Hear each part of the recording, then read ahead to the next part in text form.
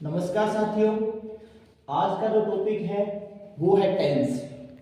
बहुत लोगों की डिमांड के हिसाब से अभी मुझे ब्लैक बोर्ड के साथ आपके सामने हाजिर होना पड़ा है।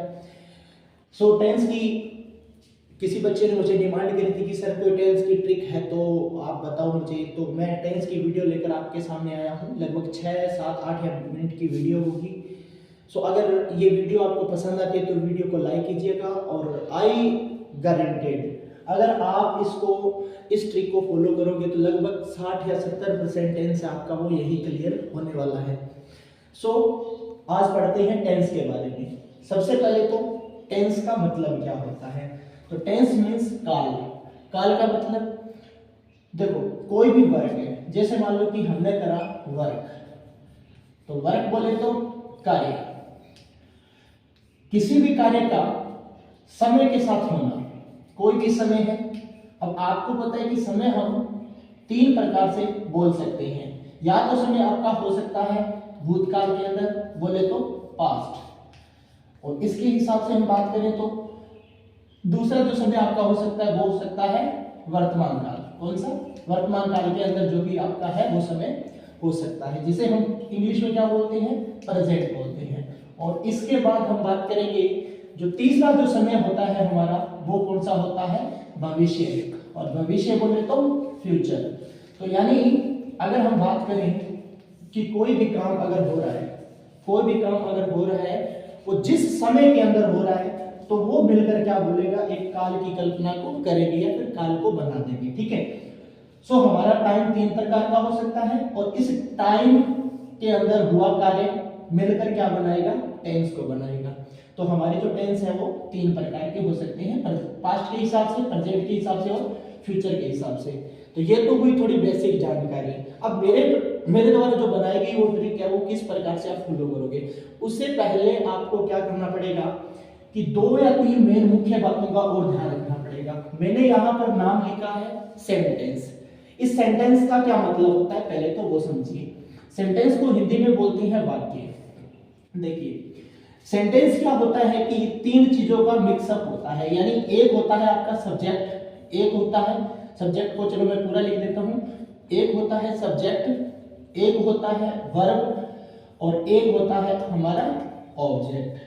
तो इन 3 चीजों से मिलकर हमारा क्या बनता है? इसके आगे कोई एडवर्ब या टाइम या कुछ और चीज आ सकती है। तो मान लीजिए कि ये सब्जेक्ट, वर्ब और ऑब्जेक्ट एक किसकी कल्पना करेंगे? एक सेंटेंस को बना देंगे। ठीक है। ये वर्ब आपकी कितने प्रकार की हो सकती है? 2 प्रकार की। एक तो हेल्पिंग वर्ब हो सकती है, और दूसरी कौन सी हो सकती है? मेन वर्ब हो सकती है। अब मैंने आपसे पूछा कि how many types of helping verb, तो there are 2 types of helping verb. पहली कौन सी? पहली कौन सी? प्राइमरी हेल्पिंग वर्ब, और दूसरी कौन सी? Modal helping verb. मतलब हेल्पिंग वर्ब के भी 2 प्रकार होते हैं। तो कैसे? यहां पर मैं लिख देता हूं कि हेल्पिंग वर्ब, जिसे हम एक्सिलरी वर्ब भी बोल सकते हैं। क्या बोल सकते हैं? Axillary verb. तो बच्चों देखो, एच और वी मतलब हेल्पिंग वर्ब। और हेल्पिंग वर्ब हमारी कितने प्रकार की? 2। एक होती है प्राइमरी, एक होती है प्राइमरी हेल्पिंग वर्ब, और दूसरी मान लीजिए कि आप होती है, दूसरी आपकी होती है model helping verb. Model helping verb. अब सर ये हेल्पिंग वर्ब होती क्या है? हेल्पिंग वर्ब का मतलब होता है सहायक क्रिया, जो कि क्रिया की सहायता करती है, और उसके जो भी आपने क्रिया करी उसके समय को बताने के लिए इस हेल्पिंग वर्ब का यूज किया जाता है। सबसे पहले प्राइमरी हेल्पिंग वर्ब। तो प्राइमरी हेल्पिंग वर्ब हमारी, मान लीजिए कि मैं इसकी ट्रिक बनाने के हिसाब से मैं बता देता हूं, मैंने इसकी 3 फैमिली बनाई है।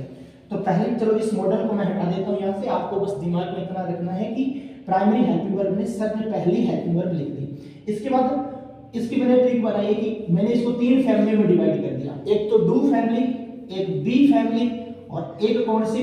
Have family. कौन सी फैमिली? Have family. अब डू फैमिली के अंदर हम डू, डज और डिड को याद करेंगे। डू फैमिली के अंदर हम इन तीनों को याद करेंगे, डू, डज और डिड। इसके बाद बी के अंदर हम इज और आर और एम को याद करेंगे, और इसके बाद एक और आएगा वॉज और वर। ठीक है। इसके बाद एक कौन सा आएगा, वॉज और वर। यानी बी फैमिली की बात करूं तो इज, आर, एम और वॉज वर इसके अंदर 5 सदस्य आएंगे, और डू फैमिली के अंदर डू, डज और डिड इसके अंदर कितने सदस्य आएंगे, 3 सदस्य आएंगे। और helping verb have helping verb में कौन सी हेल्पिंग वर्ब आएगी, तो हैव फैमिली के अंदर हमारी एक तो हैज आएगी और एक आएगी हैव, और इसके बाद एक आएगी हैड। तो ये जो आपकी 1 2 3 और 4 5 6 7 8 9 10 11 ये 11 हेल्पिंग वर्ब अगर हम पढ़ लेते हैं तो हमारा लगभग 60% है जो टेंस है हमें बिल्कुल समझ में आ जाता है। तो ये तो हुई प्राइमरी हेल्पिंग वर्ब की बात। अब मॉडल वर्ब में आपको पता है कि मॉडल हेल्पिंग वर्ब में क्या होता है, मॉडल हेल्पिंग वर्ब के अंदर, तो मॉडल हेल्पिंग वर्ब के अंदर जितने भी मॉडल आते हैं, जितने भी modal can, could, may, might, need to, ought to, ये सबके सब मॉडल हेल्पिंग वर्ब में आते हैं। और वो भी आपके एक टाइम को बताने के लिए हमें यहाँ पर किसी भी सेंटेंस में लगाने पड़ते हैं। तो हेल्पिंग वर्ब कितने प्रकार की, 2 प्रकार की है, प्राइमरी हेल्पिंग वर्ब, दूसरा मॉडल हेल्पिंग वर्ब, ठीक है। और इसमें कितनी फैमिली, 3 फैमिली, और टोटल कितनी हुई है, टोटल कितनी हुई, 11 हुई, ठीक है। चलिए इसके बाद हम थोड़ी सी बात कर लेते हैं, इसके बाद हम जो थोड़ी सी बात करेंगे वो मेन वर्ब की बात करेंगे। तो अगला जो टॉपिक है हमारा वो मेन वर्ब के बारे में है। तो मेन वर्ब हमारी जो टेंस के हिसाब से है वो मेन वर्ब वैसे होती है आपकी 2 ही प्रकार की, ठीक है, फाइनाइट वर्ब और इनफाइनाइट वर्ब। लेकिन यहाँ पर हमें फॉर्म्स का, टेंस के अंदर हम मेन वर्ब की फॉर्म्स के बारे में बात करेंगे। तो पहली फॉर्म और दूसरी फॉर्म और तीसरी फॉर्म, यानी थर्ड फॉर्म, और इसके बाद फोर्थ फॉर्म और फिफ्थ फॉर्म, यानी ये जो 5 फॉर्म्स होती है इनका बारी बारी से हर टेंस में यूज किया जाता है, ठीक है। तो मेन वर्ब की याद करने की कोई ट्रिक, तो इसकी ट्रिक है आपकी, ये दोनों आपको रटनी पड़ती है, आपको याद करनी पड़ती है। जैसे मैंने यहाँ पर लिख दिया गो, तो गो का मतलब जाओ, ठीक है। तो इसका मतलब गो हुआ तो सेकंड फॉर्म इसकी वेंट होगी, और इसके बाद इसका क्या हो गया, गोइंग हो गया। अब जो चौथी फॉर्म है इसकी वो बनेगी वर्ब के साथ आईएनजी लगाकर। आप फर्स्ट फॉर्म को उठाओ इसको और इसके साथ क्या लगा दो, आईएनजी लगा दो। आपने जैसे यहाँ पर आईएनजी बेटा लगा दी तो यहाँ पर गोइंग बन जाएगा, और ये गोइंग जो आपकी कौन सी फॉर्म हो गई, फोर्थ फॉर्म होगी। बस इस ट्रिक को आपको याद रखना है, ये गोइंग आपकी चौथी फॉर्म होगी इसकी। इसके बाद यहाँ पर हम बात करेंगे गो की 5वीं फॉर्म के बारे में। तो किसी भी वर्ब के साथ अगर किसी भी वर्ब के साथ ऐसे ही ऐसे लगा दिया जाता है तो वह उसकी 5वीं फॉर्म बन जाती है। तो गो है, इसके पीछे क्या है, ओ है, तो यहाँ पर आपका ईएस लग जाएगा। ये भी एक रूल होता है जो कि आगामी जो क्लास है उसमें, जो आगामी जो सेशन बनाऊंगा उसके अंदर आपको मैं गोज किस प्रकार से एस और ईएस का यूज किया जाता है वो भी मैं आपको बता दूंगा। तो यानी एक मेन वर्ब के साथ आप, एक मेन वर्ब के साथ या वर्ब की फर्स्ट फॉर्म के साथ आप आईएनजी को लगा देते तो आपकी कौन सी फॉर्म बन जाती है, चौथी फॉर्म बन जाती है। और अगर आप वर्ब की फर्स्ट फॉर्म के साथ ऐसे ही ऐसे लगा देते तो उसकी कौन सी फॉर्म बन जाती है, वो एक 5वीं फॉर्म बन जाती है। बस इसी ट्रिक को हमें फॉलो करना है टेंस में, ठीक है।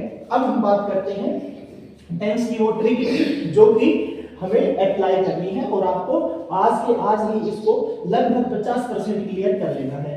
तो हमें पता है कि टेंस के कितने प्रकार होते हैं, 3 प्रकार होते हैं। एक तो होता है प्रेजेंट, और एक होता है आपका पास्ट, और इसके बाद दोस्तों एक क्या होता है, फ्यूचर होता है। तो यहाँ पर हम फ्यूचर और पास्ट और प्रेजेंट की बात करेंगे, और इनके भी पार्टीशन आगे हमें देखने को मिलेंगे, ठीक है। तो यहाँ पर एक लाइन में और लिख देता हूं।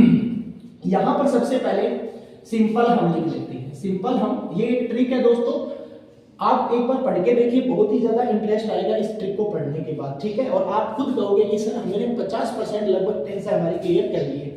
प्रेजेंट सिंपल, इसके बाद हमारा आएगा प्रेजेंट कॉन्टिन्यूस, कौन सा आएगा, प्रेजेंट कॉन्टिन्यूस। इसके बाद जो प्रेजेंट परफेक्ट आएगा। तो यहाँ पर हमने परफेक्ट की बात करी, और परफेक्ट के बाद इसको हम मिला के लिख देते हैं परफेक्ट और कंटिन्यूस। मैंने आपको दोस्तों बताया कि टेंस हमारा जो हेल्पिंग वर्ब और मेन वर्ब के इर्द गिर्द होगा। तो हम अगर हेल्पिंग वर्ब और मेन वर्ब को याद कर लेते हैं तो हमें लगभग 60 या 70% जो हमारा टेंस है वो क्लियर हो जाएगा। तो हम इसको याद करने की ट्रिक कैसे है, जो मेरे द्वारा जो ट्रिक बनाई गई है, ठीक है, ऐसा कुछ होता नहीं है, लेकिन आपको सिर्फ याद कराने के लिए, क्योंकि टेंस थोड़ा कॉम्प्लिकेटेड सा टॉपिक है कि कैसे हेल्पिंग वर्ब याद करें, कैसे मेन वर्ब याद करें, कहाँ पर फर्स्ट फॉर्म आएगी। तो इसके लिए मैंने एक छोटी सी ट्रिक बनाने की कोशिश करी है। तो सबसे पहले देखो प्रेजेंट सिंपल की इस सारणी में आपको क्या याद रखना है, यहाँ पर एक आपको चीज याद रखनी है, आपकी संख्या 5 2 1। तो पहली जो लाइन की इस प्रकार से जो कतार है वो क्या है आपकी 521 है। कितनी है 521। इसके बाद जो सेकंड नंबर पर कंटिन्यूस की है उसके अंदर आपको 444 भरना है। कितना 444 भरना है। तो इसको मैं एक साइड में लिख देता हूँ ताकि बाद में हम इसके साथ हेल्पिंग वर्ब को भी लगा सके। तो यहाँ पर मैंने यहाँ लिख दिया 4, ठीक है। तो 444 की आपकी क्या होगी कंटिन्यूस के हिसाब से, ये प्रेजेंट कंटिन्यूस या पास्ट कंटिन्यूस या फ्यूचर कंटिन्यूस के हिसाब से मैंने यहाँ पर 4 4 4 लिख दिया। इसके बाद 333, यहाँ पर 333 आपको भरना है और इसके बाद यहाँ पर आपको लगाना है 444। तो इस ट्रिक को मैं वहां पर भी अप्लाई कर देता हूँ, 444 और उसके बाद 333 और उसके बाद आपका जो आएगा वो 444 आएगा, ठीक है। अब इसके बाद आपको इसके आगे क्या लगाना है वी और वी, इसके बाद वी और वी और इसके बाद वी और वी और इसके बाद वी और इसके बाद वी। इन सब के साथ आप वी लगा दो। अब सर इसका क्या मतलब हुआ, इसका जो बेटा मतलब हुआ वी मतलब V5 और V5 मतलब वर्ब की फिफ्थ फॉर्म। और वर्ब की फिफ्थ फॉर्म कौन सी होती है, वर्ब की फिफ्थ फॉर्म यहाँ पर मैं थोड़ा सा लिखने की कोशिश करता हूँ। वर्ब की जो फिफ्थ फॉर्म होती है वो वर्ब की फर्स्ट फॉर्म के साथ क्या होता है एस या ईएस होता है। तो यानी यहाँ पर आपकी जो मेन वर्ब आएगी वो कौन सी आएगी, वर्ब की फिफ्थ फॉर्म आएगी। तो ये हमें क्लियर हुआ। इसके बाद इसमें कौन सी आएगी, सेकंड फॉर्म आएगी और इसके बाद कौन सी आएगी, वर्ब की फर्स्ट फॉर्म आएगी। तो देखो दोस्तों इस ट्रिक से हम 521 444 333 444 इस ट्रिक से हम क्या कर सकते हैं, सभी की मेन वर्ब को हम इस प्रकार से याद कर सकते हैं। यहाँ पर ये देखिए और यहाँ पर भी ये देखिए V3 आएगा और इसके बाद यहाँ पर और यहाँ पर और इसके बाद यहाँ पर। ये ट्रिक बहुत ही अच्छी ट्रिक है और इससे क्या होता है कि टेंस की हमें सारणी है लगभग याद हो जाती है। इसके बाद हम इसके मेन वर्ब को याद करने की कोशिश करेंगे। यानी ये ट्रिक आपको एक बार फिर से मैं रिवाइज करता हूँ, 521 444 333 और 444। अब वर्ब मैं आपसे पूछूं कि वर्ब की चौथी फॉर्म कौन सी होती है, तो आप कहोगे कि सर आपने पहले ही बताया था कि वर्ब की फोर्थ फॉर्म हमारी किसी भी वर्ब के साथ आईएनजी लगाने पर बन जाती है। तो यहाँ पर मतलब आईएनजी और आईएनजी फॉर्म को हम लगाएंगे। इसके बाद यहाँ पर वर्ब की थर्ड फॉर्म और वर्ब की थर्ड फॉर्म का यूज होगा। तो ये तो दोस्तों हमने कर ली थी मेन वर्ब की ट्रिक। इसके बाद हेल्पिंग वर्ब की कौन सी ट्रिक है वो भी मैं आपको थोड़ा सा बता देता हूँ। तो मैं इसको यहाँ पर थोड़ा सा साफ कर लेता हूँ, यहाँ पर मैं थोड़ा सा इसको साफ कर लेता हूँ। 521 444 333 444, ठीक है। इसके बाद मैं थोड़ा सा यहाँ पर आपको बताता हूँ कि हेल्पिंग वर्ब हमने 3 फैमिली पढ़ी थी, कौन सी, एक तो डू और दूसरी बी और तीसरी हमारी कौन सी हैव फैमिली। तो यहाँ पर हमने हैव फैमिली, डू फैमिली और 3 ये फैमिली पढ़ी थी। इसके अंदर जो सदस्य पढ़े थे इज, आर, एम और वॉज वर। तो मैं लिख देता हूँ यहाँ पर इज, आर और एम और इसके बाद वॉज और वर। और यहाँ पर जो हमने पढ़ा था वो पढ़ा था हैज, हैव और हैड। ये 3 चीज हमने पढ़ी थी। और इसके बाद यहाँ पर डू और डज और डिड, ये जो हमने सारी एक पढ़ी थी। तो 3 फैमिलियां हमने पढ़ी थी। अब यहाँ पर जो ट्रिक लगेगी वो कौन सी है, देखो आपको बस खाली इसी की याद रखनी है। इसकी एक याद रख लो विल, इससे आपका सारा का सारा काम है जो हो जाएगा। अब विल सर सेल में आएगा क्या, तो न्यू करिकुलम के हिसाब से हम सेल लगाए या ना लगाए कोई दिक्कत नहीं है, आप एक विल ही याद कर लो। तो हमने यहाँ पर क्या लगा दिया, विल लगा दिया, बस एक याद कर लो। अब ये हम कौन सी करने जा रहे हैं, हेल्पिंग वर्ब की बात करने जा रहे हैं। और ये कौन सी थी, हमारी मेन वर्ब थी। तो मेन वर्ब और सारी की सारी मेन वर्ब थी, वो हमने इस ट्रिक के साथ जो भी कर ली। अब हमारी ये ट्रिक कौन सी कहती है कि इस एक को याद कर लो विल, और इसके बाद इसके साथ आप चिपका दो विल बी। इस एक लाइन को आप याद कर लो विल और विल बी, और इसको भी याद कर लो विल हैव। बस इससे हमारा जो सारा का सारा काम है वो बन जाएगा। कैसे सर, यहां पर देखो बी दे रहे हैं, आप ऊपर की साइड चलो, इधर देखो बी में इज, आर, एम और वॉज वर, ये दिख रहे हैं ना आपको। तो आपको क्या करना है, इज आर एन को यहां पर लिख देना है, इज आर और एन, इस आर एन को याद कर लेना है। यानी हमने क्या कर दी, प्रेजेंट कंटीन्यूअस की क्या कर दी, हेल्पिंग वर्ब को यहां पर मेंशन कर दिया। इसके बाद दोस्तों वॉज और वर्ब बचा है ना, वो इसके नीचे लिख दो, वॉज और वर्ब। तो यानी हमने किसकी हेल्पिंग वर्ब लिख दी है, ये हेल्पिंग वर्ब हमने लिख दी, पास्ट कंटीन्यूअस की हेल्पिंग वर्ब हमने यहां पर मेंशन कर दी। तो बी फैमिली से देखो हमारा काम हो गया। ये जो विल भी आता है ना, वो फ्यूचर कंटीन्यूअस में एज ए हेल्पिंग वर्ब आता है। और इसके बाद हम बात करेंगे हैव की। तो जो हैव है हमारा, वो भी क्या है, इसी की फैमिली पर हमें जाना है। यहां देखो हैज, हैव और हैड, तो इसमें से दो है, हैज और हैव, वो हमेशा साथ में आते हैं। तो आप यहां पर लिख दो हैज और हैव, यानी या तो हैज लगा दो या फिर हैव लगा दो। इसके बाद जो बचा कौन सा, हैड, वो हैड को आप क्या कर दो, यहां पर मेंशन कर दो। तो इसका मतलब क्या हुआ कि हमने 1 2 3 4 5 6 हेल्पिंग वर्ब याद कर ली। रह कितने गई, 1 2 3 और 4 5 हेल्पिंग वर्ब हो जाएगी। अब इनको याद करने की ट्रिक बहुत ही आसान है। इस हैज हैव को उठाओ, हैज को उठाओ और हैव को उठाओ, इसके साथ खाली आपको क्या लगाना पड़ेगा, बीन लगाना पड़ेगा। ये बीन लगाने पर अपना हेल्पिंग वर्ब है जो बन जाएगी। इसके बाद आपकी बात करें तो हेड है, इस हेड के साथ भी आप क्या लगा दो, बीन लगा दो, और बीन लगाने पर भी अपना काम है जो वो बन जाएगा। अपना काम क्लियर हुआ, यानी प्रेजेंट कंटीन्यूअस में इज आर एन, इसके बाद पास्ट कंटीन्यूअस में वाज वर, और फ्यूचर कंटीन्यूअस के अंदर विल बी।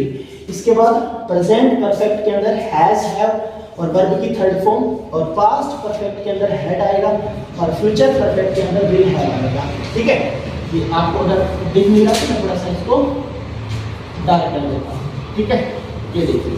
चलो इसके बाद हम बात करते हैं कि अब इसके अंदर सारी फैमिली लगभग होगी, लेकिन एक फैमिली रहेगी, कौन सी, डू, डज और डिड। तो आपको क्या करना है, वहां से डू और डज को साथ में उतार देना है। डू और डज को साथ में उतारकर जो बचा कौन सा, डिड, वो यहां पर उतार देना है। ठीक है, तो ये जो हमारी सारणी है वो एक टेंस की सारणी है। इसके बस ये आपको अगर सारणी याद हो गई तो इसका मतलब हमने 60 या 70% है जो टेंस को हमने याद कर लिया। और देखिए दोस्तों, 10th के पॉइंट ऑफ व्यू के हिसाब बिहाफ पे, या फिर हम बात करें 12th के अंदर, तो जो टेंस का जो टॉपिक है ये हमारे लिए बहुत ज्यादा इंपॉर्टेंट टॉपिक है। बिकॉज विदाउट टेंस के हम ना तो डायरेक्ट, इनडायरेक्ट और ना ही पैसिव वॉइस और बाकी जो अदर कंटेंट ऑफ ग्रामर है उनकी हम इमेजिनेशन नहीं कर सकते। ठीक है, तो ये जो ट्रिक अपने को अप्लाई करनी है और इस सारणी को बड़े ही अच्छे तरीके से याद करना है। तो होप इट दोस्तों आपको ये वीडियो पसंद आई होगी। तो एक बार इसको ध्यानपूर्वक देख लीजिएगा। और यहाँ पर मैंने आपको ट्रिक मास्टर एक बार फिर से मेंशन कर देता हूँ कि 521 पहली जो ट्रिक आएगी आपकी पहली रो के अंदर, और दूसरी रो के अंदर जो आपकी ट्रिक आएगी वो कौन सी, 444 आएगी, और तीसरे रो के अंदर जो ट्रिक आएगी वो कौन सी आएगी, 333, और चौथे रो के अंदर जो आएगी वो आएगी 444। ये आपकी कौन सी है, मेन वर्ब की ट्रिक है। और हेल्पिंग वर्ब की ट्रिक मैंने ये लिख दी। इसके हिसाब से आपको ये याद करना है, विल, और विल के हिसाब से विल बी और विल हैव। ये तीन हमने याद कर लिए। तो बी की जो फैमिली है वो यहाँ आ जाएगी, और जो हैव की फैमिली वो यहाँ आ जाएगी, और उसके बाद जो परफेक्ट कंटिन्यूस चाहे वो कोई भी हो, प्रेजेंट परफेक्ट कंटिन्यूस, उसको इसको उठाना है आपको, और इसके हिसाब से यहाँ पर बीन लगाना है। इसके बाद पास्ट परफेक्ट की हेल्पिंग वर्ब उठानी है और यहाँ पर बीन लगाना है। फ्यूचर परफेक्ट की हेल्पिंग वर्ब उठानी है और उसके बाद इसके साथ बीन लगाना है। तो ये हमारा जो क्या है, टेंस का जो है करिकुलम है। तो आई होप दोस्तों ये वीडियो आपको पसंद आई है। अगर ये वीडियो आपको पसंद आई है तो इस वीडियो को लाइक कीजिएगा। धन्यवाद।